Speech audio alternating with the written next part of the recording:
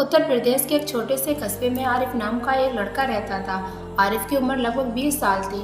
वो देखने में सीधा साधा था, लेकिन उसके दिल में एक बड़ी ख्वाहिश थी। वो जल्दी अमीर बनना चाहता था। उसके पिता एक छोटी सी दुकान चलाते थे।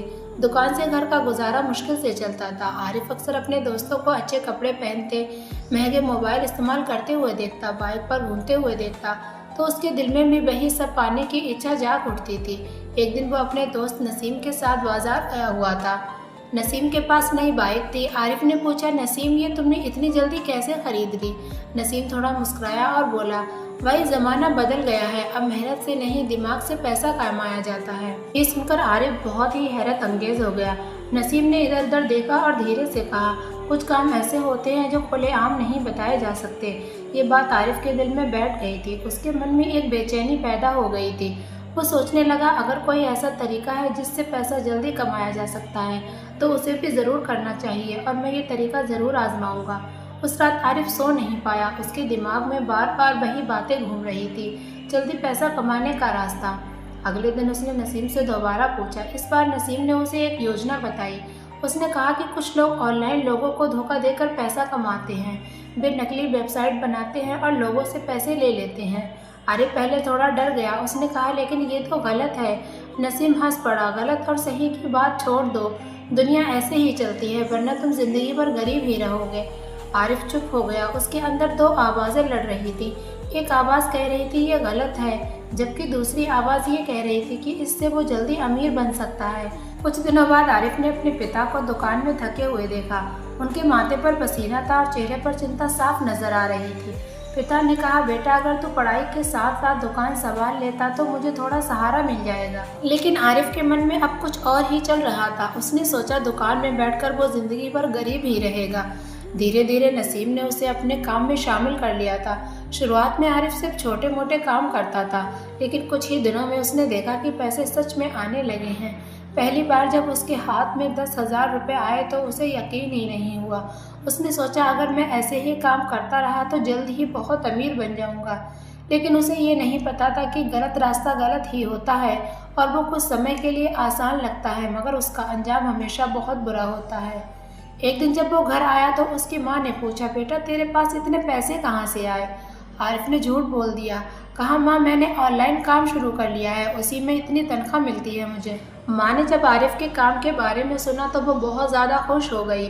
उसे लगा उसका बेटा मेहनत से पैसा कमा रहा है। लेकिन आरिफ के दिल में कहीं ना कहीं एक डर भी छुपा हुआ था। रात को जब वो अकेला होता तो उसे लगता कि वो कुछ गलत कर रहा है, मगर फिर पैसों की चमक उस डर को दबा देती थी। धीरे धीरे उसका लालच बढ़ता गया। अब वो बड़े बड़े धोखे करने लगा। उसे लगने लगा कि दुनिया को पागल बनाना ही समझदारी है। लेकिन किस्मत को कुछ और ही मंजूर था।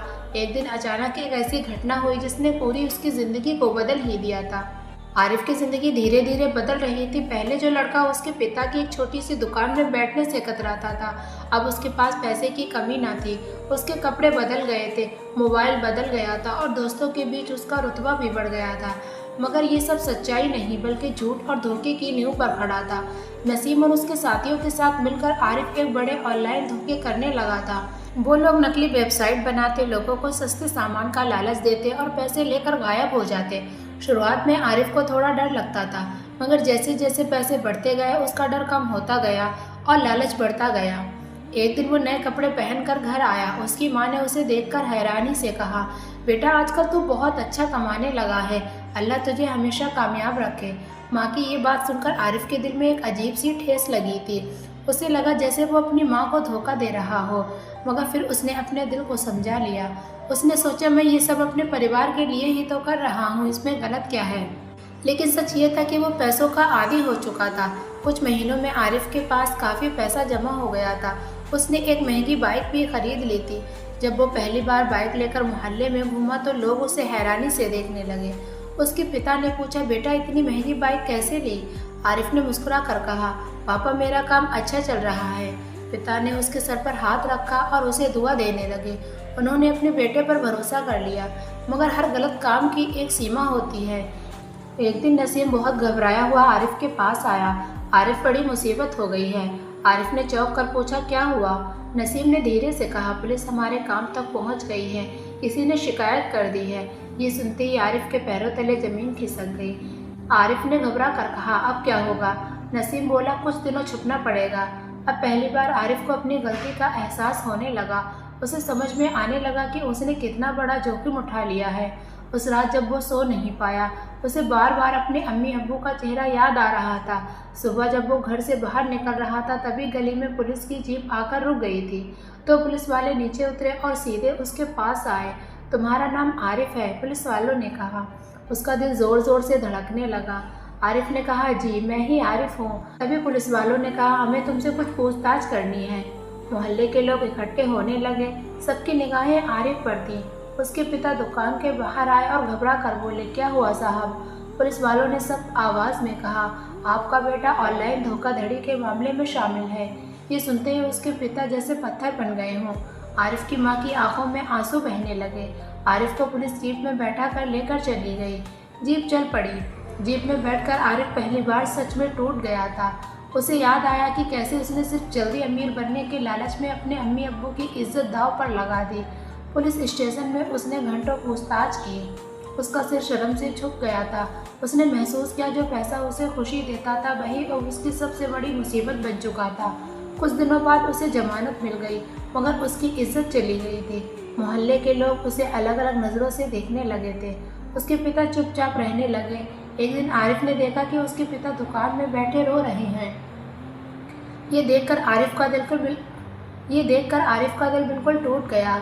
उसने धीरे से कहा, पापा मुझसे बहुत बड़ी गलती हो गई है। पिता ने भारी आवाज़ में कहा, बेटा गरीबी से बड़ी कोई बुराई नहीं, लेकिन बेईमानी उससे बड़ी बुराई है।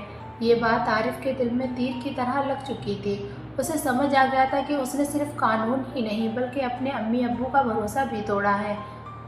उस दिन उसने तय किया कि वो अपनी ज़िंदगी बदल देगा, लेकिन अपनी गलती सुधारना इतना आसान नहीं होता। उसे अपनी इज्जत वापस कमाने के लिए बहुत मेहनत करना पड़ेगी। आरिफ की ज़िंदगी अब पहले जैसी नहीं रही थी। जिस लड़के को कभी अपने पैसों और दिखावों पर घमंड था, वो हर वक्त शर्म और पछतावे में डूबा रहता है।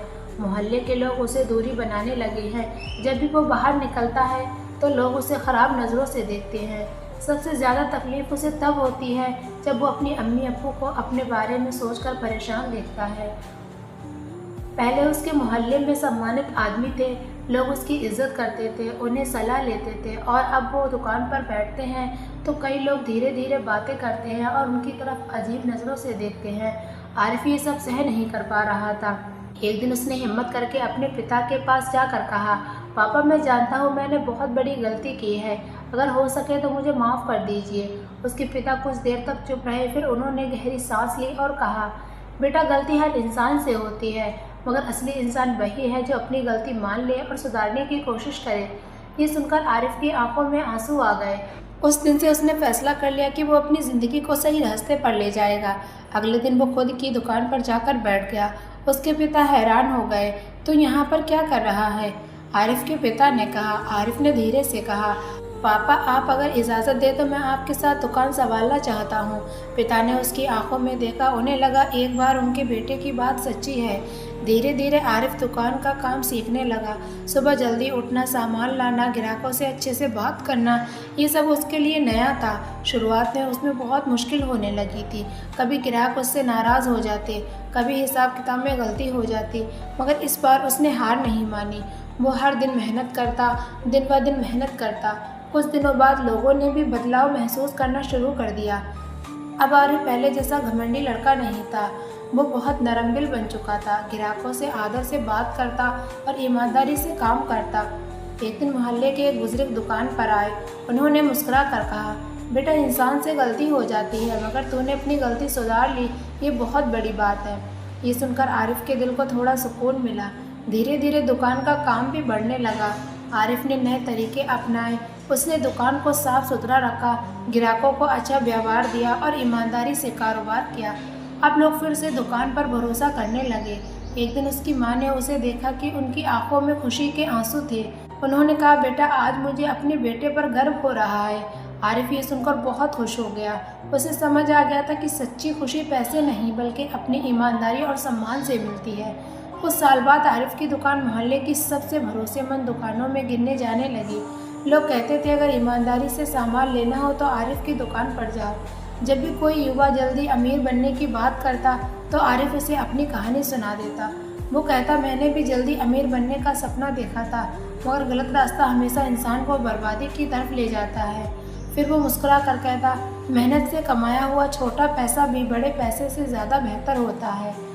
अब आरिफ की ज़िंदगी बदल चुकी थी। उसने अपने अम्मी अब्बू का भरोसा जीत लिया था और समाज में अपनी इज्जत भी वापस पा ली थी।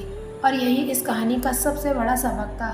गलत रास्ता चाहे कितना भी आसान क्यों ना लगे, उसका अंत हमेशा बुरा होता है। सच्ची सफलता सिर्फ मेहनत, ईमानदारी और धैर्य से मिलती है। ये कहानी आरिफ नाम के एक लड़के की थी जो जल्दी अमीर बनने के लालच में गलत रास्ता चुन चुका था। आप सबको ये कहानी कैसी लगी है कमेंट में ज़रूर बताएं। वीडियो को लाइक और चैनल को सब्सक्राइब करना ना भूलें।